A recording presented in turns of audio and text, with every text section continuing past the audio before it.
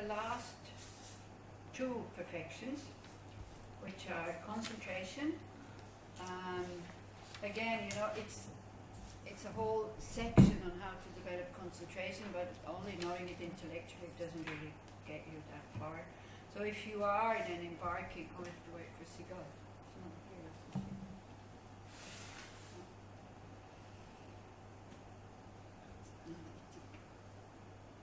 Actually, what I was thinking, like when you do this down a talk, you can, somebody, before you do it, you can bring the books to the library, these books, and I put them back because I have time, and I really like it, and I can put them where they belong and not just throw them somewhere, because it takes quite a while to put them in the right places. So I have time, so if somebody then afterwards, yeah, can bring it over to the... Yeah, you might have to be two people, or not, you know, carry it with two people. Alright, so concentration is called shamatha, like single point of concentration or mental quietude, sometimes it is called. There are very clear instructions about these 9 stages. Right? It's like you can I'm on page in your booklet, on page 10, exactly. So there are very clear instructions how to develop it. So the first thing is you have to see the benefits of it. The benefit is really that if you want to transform your mind and you have no concentration, you not knowing what is going on in the mind, you have no chance that you catch the negative emotions before they arrive. Also, your mind will constantly be distracted to outside objects because you have no inner peace. And since the mind wants happiness and peace, this is why in your meditation your thoughts go to outside objects. And very often you might have noticed it, because you know there's not much happiness coming into meditation, so you start to console yourself by saying, oh, once this is finished, then I'll have a party, or I'm going there, on the way back I will stop here and have this kind of coffee and this kind of sandwich. It's like children, when children have to do a difficult task, we go, don't worry, when it's finished, then you can go there and I give you this and I give you that. So this desire, the mind goes into desire, and you get averse towards like heat or the sound of the machine or flies or whatever. Yeah. So by having some kind of concentration, then all this it doesn't distract you anymore. The mind has these thoughts, but you're not following them. And this is a technique that one learns. To have also equanimity to pleasant and unpleasant experiences in the meditation, to use them, to use these experiences first to see how we react. The pleasant ones we immediately grasp, we want to keep them, and the unpleasant ones we want to push away. As you want to push away your unpleasant ones, they get stronger, and as you want to keep your pleasant feelings, you destroy them. So we start to see this, and then slowly, because the reaction is like so quick. This morning I had some kind of illusion. I was turning my head and I saw, you know, the edge of the glasses. I thought the door was opening, and then I went, ooh! It's like, you can't prevent yourself from going like that. For many years, lives maybe, we still react. Unless you have a different idea of what is going on. Because also these are learned reactions. Because when I was here the first time, in the year 2000, and it was during the Intifada, and I was giving a talk in Schenken, in that, well, I think it was in Schenken, in a hall, and there was a bomb going off, not far away, and everybody jumped that high, and I was just sitting there. And they all looked at me and said, ah, wow, you're courageous, I said. Why? What? I heard the boom, but for me a boom is an exploded tire, or you know, a firework or whatever. I had absolutely not a trained mind to jump when it goes boom, because at that time we didn't have bombs going off in Switzerland. Still now we don't have in Switzerland, but around in Germany, France, and other places too. Okay, so the reaction towards these pleasant and unpleasant, first we have to see it, and then slowly maybe, you know, you cannot will yourself not to react. It's not going to work. But you can will yourself not to follow the reaction. You see the reaction, you come back to the breath, and that's it. So this is what you do. Also, you play with the mind a little bit to see whether you're holding the object too tight. Then the mind starts to get agitated. Then the mind becomes very sharp, but it doesn't stay on the object when you're agitated. It slips away all the time. Or when you're very tired, then the mind is very dull, and then it's very stable, but it doesn't see anything. It's dull, it's dark. Yeah? So we start to modify these two hindrances, so-called. Like when you're very excited, you try to think about something that makes you feel more calm. If you want to come back here, it's fine, just come back here. It's okay. So then you think about something sobering, like, you're excited about driving home and going to the Green Cafe to have a sandwich or something. And then you think, oh, but I could die before. And I decided to sit and meditate, so maybe instead of dreaming about the sandwich, I could go back to the breath. That would be sobering, because it's true. If you're very dull and depressed and tired, you would think about the good things that you have. You would think first about your guru, if you have one. If you don't have a guru, just think about the Dalai Lama. You see, again, these gurus, these teachers, we actually project a Buddha inside of them. Because if you make very nice offerings here, we don't think that the Buddhas can receive them. A Buddha's mind is all-pervading. They get what we offer them, even if you just visualize. But we don't trust it, so there's no joy of giving, because we lack that trust. Whereas if the Dalai Lama would come in the door and you would give him an apple and he bites into it, you would be so happy. I was just telling Rita how in Switzerland there was this, but 12 people were involved to find the kind of special chocolates to go to India for Punsok Rinpoche. That little Rinpoche is in the movie, because his attendant, his teacher, he was in Switzerland, and he had instructions from a guy in Malaysia to find in Geneva. It's from a chocolate in Geneva. Can only find it there, these chocolates. So 10 people were looking for these chocolates in Switzerland. So first you go like, hey, but he's a monk, he's a mud, he shouldn't be attached. He doesn't care what kind of chocolates he gets. It's the disciple who wants to make that very special present. And it was so much joy to go to these expensive food shops in Zurich, because I love food shops. I used to have a restaurant. I love food shops and sports shops. Don't take me to any other shops. These are the two things I like. Even if I don't buy anything, I like to see good quality things. Even if I don't need it or I don't want it, I still like to see it, just because I think quality is good. So I went to Globus and Molly and all these, delicatessen shops. Nobody had it. So I had to involve somebody in Geneva to order them, to go and get them and to bring them to Geneva airport. So he met Geshe-la, was very nice, and everybody was very happy. Has nothing to do with, but they are needy and why would they want these chocolates and all this. This joy of giving to somebody that you respect and you think like, wow, we're so dependent on them to give us the teachings. And when you find something that they like, it's like your lover. If you find something for your lover, it's like, wow, it's so much joy. Yeah? The joy of giving, which Asian people, they know, they have. Asian people are very generous, especially when it comes down to holy objects. Because they know also when you offer something, it depends on the object how much merit you get. So best is to offer, of course, to your Dharma teachers, because they show you the path to enlightenment. Next very powerful object is your parents, because they give you this life. And they pay a lot of money for your upkeep. Yeah? And then the next best object is the sick and the poor. And then it stops there. It doesn't say anything about buying presents to rich friends and all that. No need. No. These are the three categories that we make offerings to.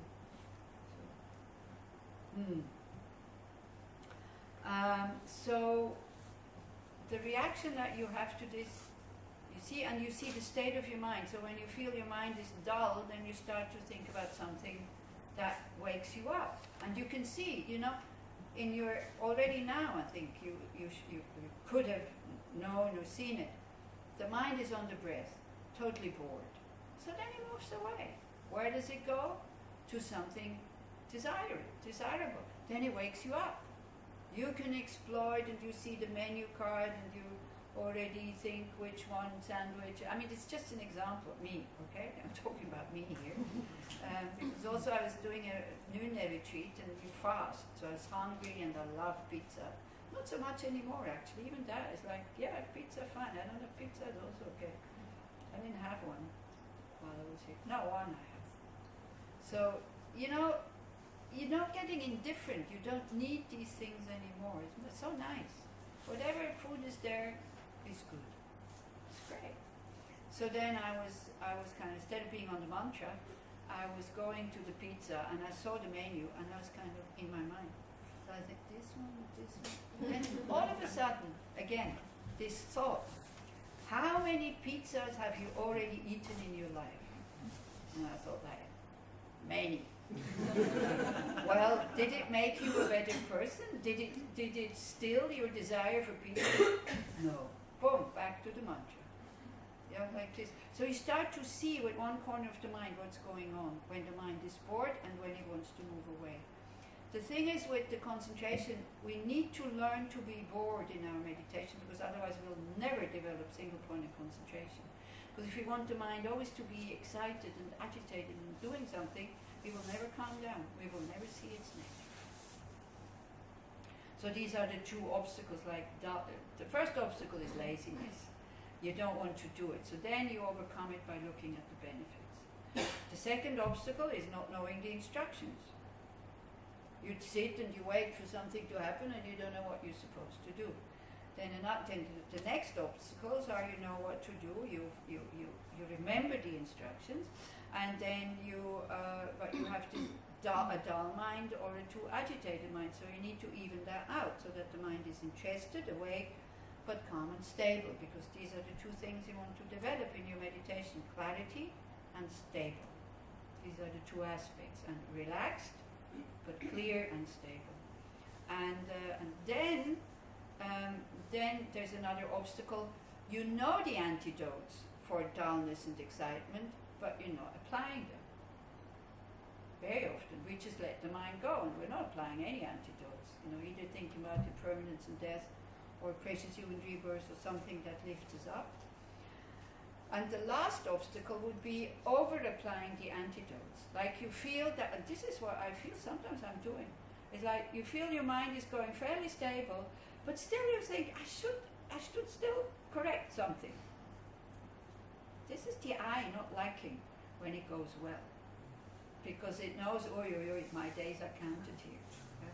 So it comes up with all kinds of things. Sometimes it comes up with sleepiness. Sometimes it comes up with fear, sometimes anger, sometimes this. So then you just go like the Buddha. You remember the first evening when I taught you about the Buddha? I was just sitting there, and all these weapons just fell in front of him. That's it. You recognize it for what it is, an impermanent state of mind. I don't react. I'm not creating more imprints. It will go away at once. And you let it be so that it can go. Yeah? Like let go has two words. Let, first let it be, and then it can go. If you push it away, you make it real and solid, and then it will never go. We just fortify it. So this is like, these are certain techniques how to develop shamatha. And then the sixth sixth perfection is wisdom. The wisdom to see the absence of inherent existence directly, or to see emptiness directly. So the way you do that with what is called the 4-point analysis. So first you need to know what is being refuted. So a conventional I is not being refuted, and we are not talking about like no I at all. We're not talking about a nothingness. One is talking about something that we think exists, but has never existed, will never exist, and is not existing now. An inherently separate, autonomous, unitary permanent me or self, as a third entity in the combination of body and mind. So that is what is being refuted. When somebody is accusing you falsely, you walk out of a shop, the alarm system goes off, everybody looks at you and says, thief! And you go, who? Me? You're not saying, hey, look, Hans didn't take anything, or hey, mine didn't plan anything. You go, I didn't take anything. That very strong feeling in here, that comes up when in situations like this. Then it feels as a third entity, and it feels very real. The conventional I, you don't feel it, can't find it. Yeah. So this is what is being refuted, and you have to hear this many, many, many times, and you have to observe inside of you many, many, many times how this I feels at certain points in your life or in certain occasions. Then you know what is being refuted. There's no conventional I that is being refuted. A spider on the bottom is not being refuted, but a lack of real spider on the top, that is being refuted. With the Fata Morgana, an appearance of water is not being refuted, but a real existence of water there is being refuted. So you see, sometimes we don't know, because what we know existence or non-existence. And we don't know something that is neither that nor that, but still exists. And then they call about dependent arising. An existence that is dependent on something else. The I is totally dependent on either the body or the mind, or the five aggregates. Whenever you say I, is either the body or the mind doing something. The I alone cannot do anything whatsoever. But believing in the existence of this I or me, we start to cherish it. So it appears, we grasp that it is true, and then we have reactions. Whatever benefits it, oh, this is good, I get attached, these are my friends. Whatever harms it, these are my enemies, no good, I want to chase away. And then we create negative karma. So this is why, as long as you keep this I, then there will be this belief in this I, we will be in samsara. Because it's this me or I that wants to exist, that needs a body and the mind, that grasps at existence at the time of death. And then you activate your next imprint for your next rebirth. Because that I slips, that I disappears at the time of death, because it's totally dependent on thought. It is merely labeled by the mind. So that's what it means. This is the object of refutation. That is the target when you look for it. So we Westerners, then we think, okay, what is there? We want to replace it with something else. This is like the Fata Morgana. It's an appearance of water. There's no water. And then we go like, okay, but what is there? What is there? Yeah. Nothing. Nothing. It's an illusion. There's nothing there. Yeah? If you go the spider here, but okay, there's no real spider there's on top. Heat there. There's something. There's. But what is there's something there. There's a like heat. What? There's heat. Huh? There is heat. For There's Fata. it? What it? A heat. Heat. Okay, yeah, with the Fata Morgana there's heat. Specific, okay, not a good example, not a good example, not a good example. You're right. There's heat. It's not a good example. But with that spider, there's nothing there. there's nothing. Exactly. Light waves. We cannot replace it with something, huh? Light waves. Yeah, maybe. Okay. So, but you know, this is the first thing people ask, but because we feel something, but what is it? Yeah. And then we're already going in the wrong direction. We're trying to make something out of nothing. So there is a conventional I, but that one doesn't sit in here like a black rock. The conventional I is the name to this combination of body and mind. That's it. And you are a continuity of this combination of body and mind. Yeah, sorry, it wasn't a good example because there's something. But you see, all these examples that we're given, they fall short at one point because they're talking about material things. Whereas this I is just an idea. So of course there's something. Yeah. Usually what they also say, like Tenzin Palmo's video, The Nature of the Mind, when she says, there is a projector, and with movies, okay, there's a projector, and then that projects light through frames, and they make a story. So the projector is our clear nature mind. So then she said, but forget about the projector, because it doesn't exist. Like the clear nature mind is just clear nature mind. It's not something material or whatever. But then what it does, through the light, kind of, the light is our opinions, and no, the light is like the clear mind. Then our mental factors are the frames. And what we think is real is the projection on the movie.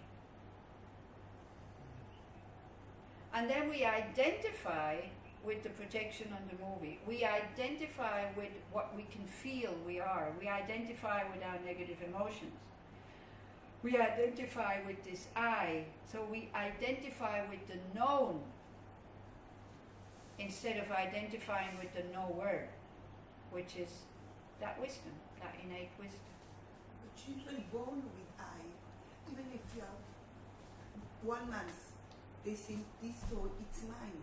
If they give him, if they born with it, we born with it. Of course, we born every time in samsara. We are born with this ignorance, with this wrong view. Every time, everybody, even ants, run away because I don't want to be hurt. Of course, of course. But just because we're born with the misconception, it doesn't mean that we can take it away. We cannot get rid of it. People can. There are people actually naturally almost being selfless and being very happy. They don't care about what they give or what they want. They always give to others, and if they do this because there is no big feeling of I, me, they're very happy and very free people. The more we have this feeling of me, I special, and this is mine, the more we have problems in our life. The more we can think, instead of thinking I and them, that we can think us, it still doesn't make me Yossi. You're not me and I'm not you. But if I think us, I behave totally different than if I think I and you. And this I, in order to think I need others. And by the way, children, they identify with their name first before they react to you. They don't know what is you and me, but they know mommy or whatever, name and Yossi. You can see that in small children. It's only after about 3 years they start to, if you want to, a small child that it does something, don't say, please do that. Say, Yossi, do that. You need to say the name because they identify with the name. They don't have a very strong feeling of I yet. Yeah? So we have two of these wrong I's or me's. One is innate, that's what you say, the one we're born with. That one is very difficult to get rid of because we feel as Khani says now, she says, but it's normal. Whenever you say it's normal, you cannot do anything about it. So it's not normal, it's based on a misconception that we take from last life, okay? We take that with us. So that we have that one, this innate feeling of I and me. Then we have a learned, an acquired feeling of I, me, Swiss, female, none. All that is learned. I also react to that. I also identify with that, but I wasn't born with that. This is that's conditioning. So that one is easier to get rid of than the second one. So you need to know also which one is operating now, because they're not operating always together or at the same time. Yeah, so it's interesting to see. And the first step is really you sit down and without thinking right, wrong, this and that, how do I perceive the I? That's it. For many, many hours you look. How do I perceive this me or I? Without coming to any conclusion. Because otherwise your target is not right. In order to find Fred in a group, you need to know how Fred looks. And this happened exactly to me once. I went to Bogaya to the dorm of the Burmese Vihar and I was looking for John. I didn't know how he looked. Somebody just said, please give John that message. No clue who he is. I go into the dorm, but of course they don't know each other, dorms in India. So I said, where's John? And somebody said, how does he look? I said, no clue. So how can you find it? So this is why, well, before you start making this analysis, you need to know what is being refuted. That's the most important step, and that's the most difficult thing to understand. So you need to hear, what is this I that is being refuted again and again and again and again? And it's still not enough. You need to sit and look, observe.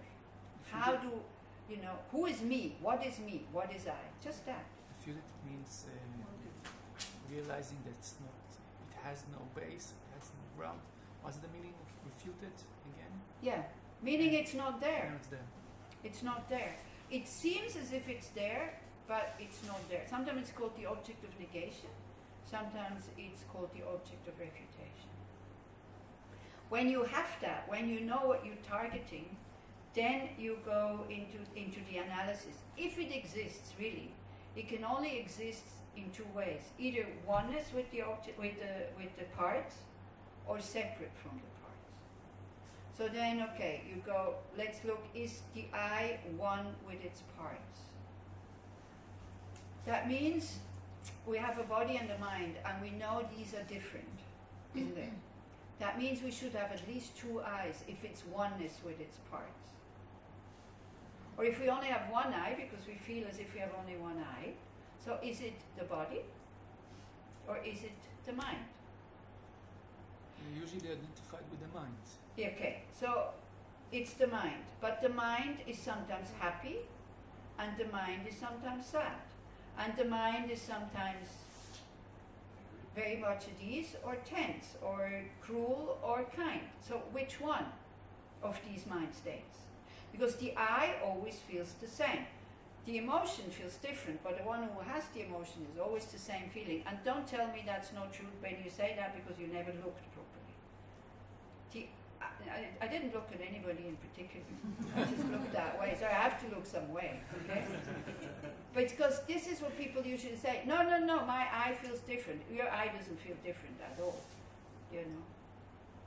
That one who is holding that emotion, yeah? That one is always the same. You feel, your eye feels exactly the same as it felt this morning, doesn't it?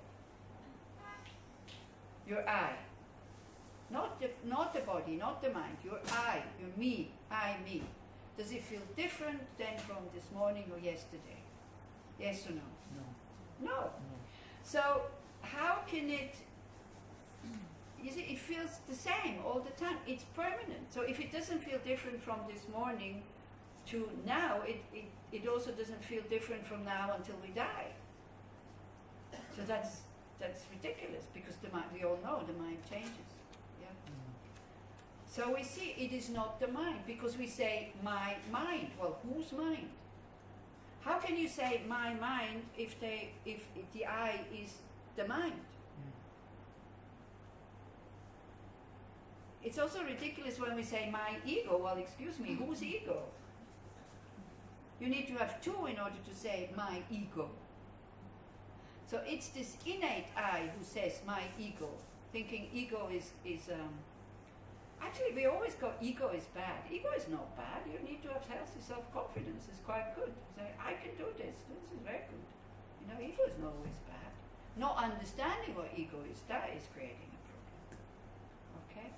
So we see, okay, it's not the mind, it's not oneness. Because otherwise, if it would be the mind, the feeling of I would have to change every time the mind changes. The mind state changes, but it doesn't. Your mind is definitely different from how it was this morning, because you know more things, we've been discussing, things came in, other things we forget.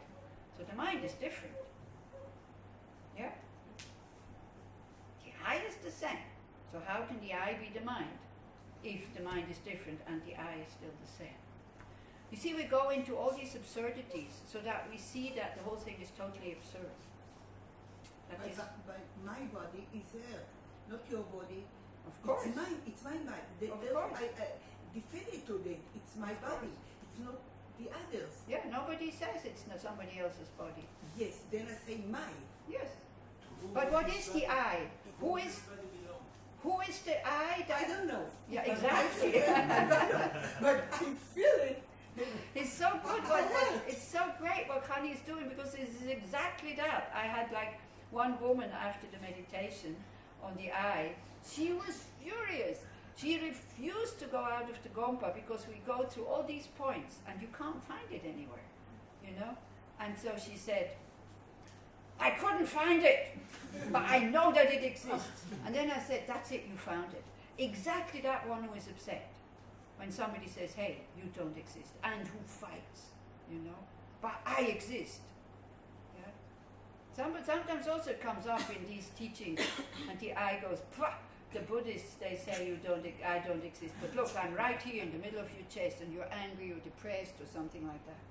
And the I gets agitated when you hear these things, because the I doesn't like not understanding. The mind doesn't mind not understanding. The mind makes an effort to understand. The I feels very insecure when you are not good at what you're doing, and when you make things wrong, and all this. Then it comes up. It feels very uncomfortable when you have to do things that you're not up to.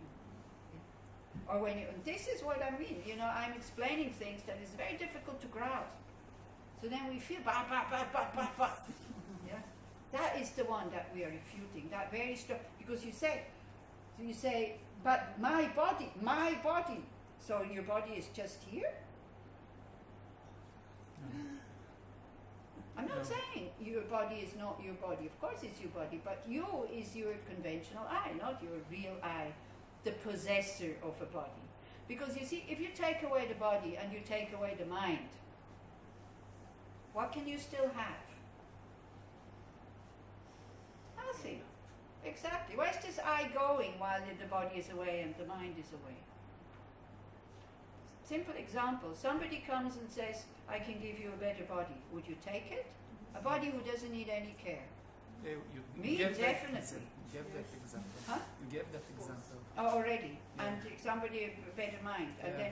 Then who takes where does the I go while the exchange is happening? So this is how we feel you see, sometimes we feel this I as being oneness with the body when we say I'm cold, or this is my body. Then we feel it's being oneness with the mind when we say I'm sad. Then we feel it's separate from the body and mind when we say my body, my mind. So can it be both at the same time? Can it be oneness and separate? Again, absurd. Yeah. So first we look: is it oneness? Is it the body or is it the mind? No, it's not. Is it separate from the body and the mind? That would mean you could take away the body and take away the mind. You still say no. Then you come to the conclusion it cannot exist, even though it appears, but it cannot exist. So even if you know these arguments mentally really good, it's still there when somebody slaps your face. But it's okay. Then you can start to look for it. Whenever you feel bad, you say, okay, now I got you, I feel you. Where are you? How are you? How do I experience you? Are you oneness with the body? Are you oneness with the mind? Are you separate? And you do this kind of analysis. Okay? Can I say that the conventional I is nothing to do with this I that we're looking for? It's mixed with that I that we're looking for. Because the conventional I is always there. So what is the conventional Conventional I Can you- is It's a label. Is The label, only the label? So The label. it's only. But it's on the basis of the conventional I, you put this other I on top. You make too much of the label. You can't say it has nothing to do with it. Because there is a conventional I, then this other I can come. Well, as we go, I think we are born with this Innate. tendency, yeah. Innate. And then when we are a baby, as you said before, we learn to identify Yeah. with this title. So I thought maybe this title of the conventional I is actually originally not connected to the sense of I that I was born with. It's the exact what? Like the conventional I is something that we use to communicate. In order, Yeah. instead of saying my body and mind is going to come tomorrow to Yeah, we say I'm so we going say to I. tell. So this is something that maybe I'm just wondering, maybe my sense of I is not connected to it. Maybe it's something that I was born with. No, that's the innate I. That one is also exaggerated. Yeah, this. Yeah, The this relations also. between them. Huh? The relations between them. Well, it's on the base of the conventional I. You have this other I. Yeah. So there's no ultimate I. There is no ultimate I. And yes. There's no really from itself existing I, which feels like that when we're very agitated. But the It experience is very overwhelming and powerful. Yeah. So That's why I'm it's so feeling difficult. like we're having a philosophical debate, but that That's where you start with the philosophical debates. Then you observe, experience, you observe, you observe, you observe, you observe, you observe. You apply just this very simple analysis again and again and again and again. Then when the mind is really calm, because the calmer the mind, the less you can find your I. Yeah. And when you look for the I, all you end up with is no I. Is the I here? No. That's the body.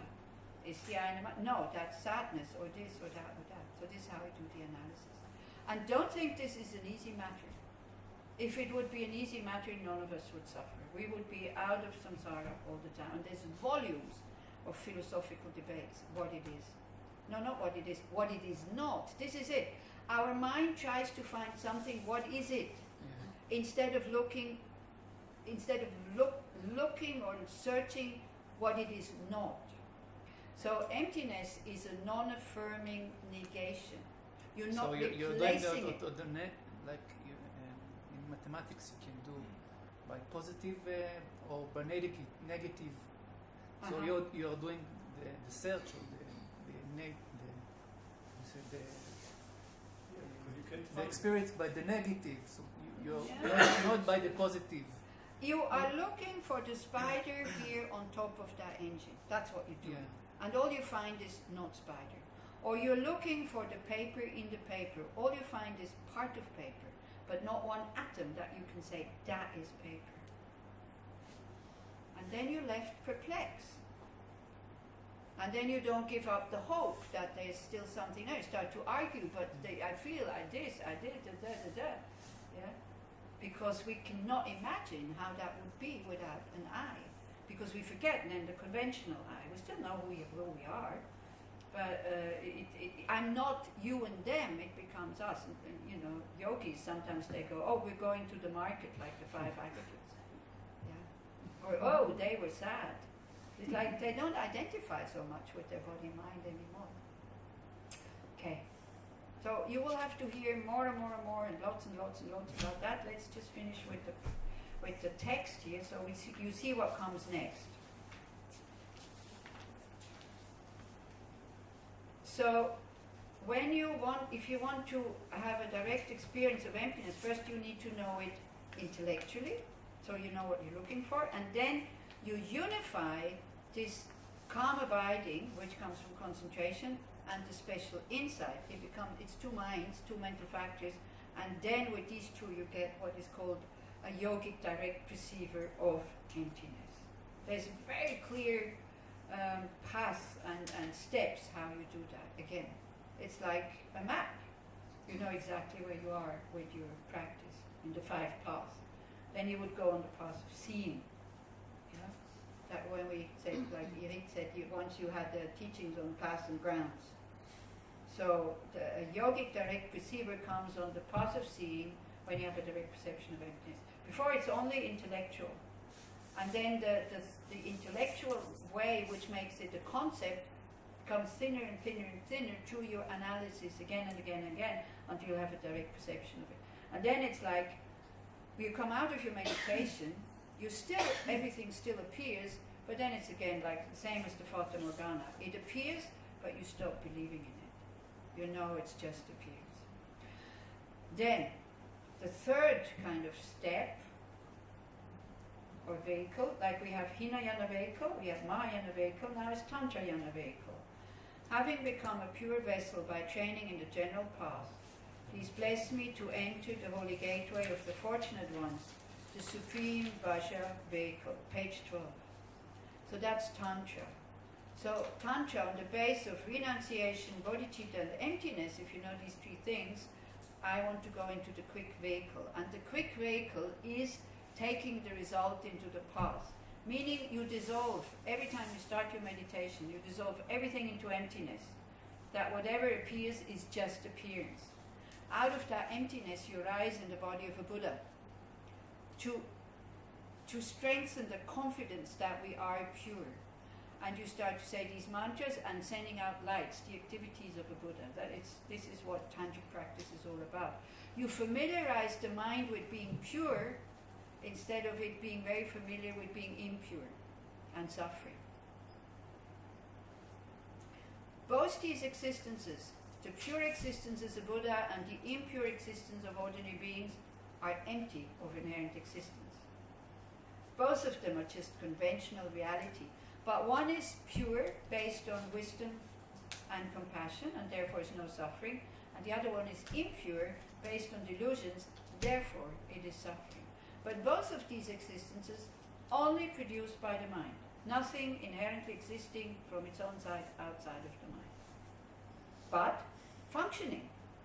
Functioning as suffering or as happiness, or well-being, bliss. This is the Buddha's existence, a mind that is free from all negative emotions. So it says here, you know, please bless me to enter the holy gateway of the fortunate ones.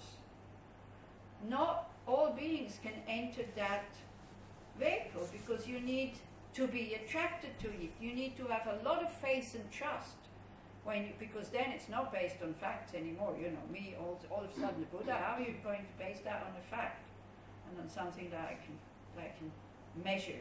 Yeah. You need a lot of trust in the teachings and in your guru when you start to do these practices.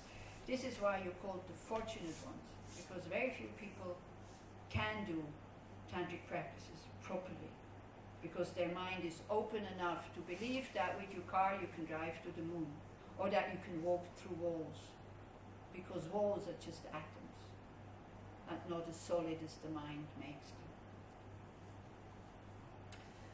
Now, if you want to enter that tantric vehicle, at that time, the basis of accomplishing the two attainments are the two bodies of a Buddha, Rupakaya and Dharmakaya, like body and mind of a Buddha, is keeping pure vows and samaya. So you would take tantric vows, who are even more difficult to keep than the bodhisattva vows.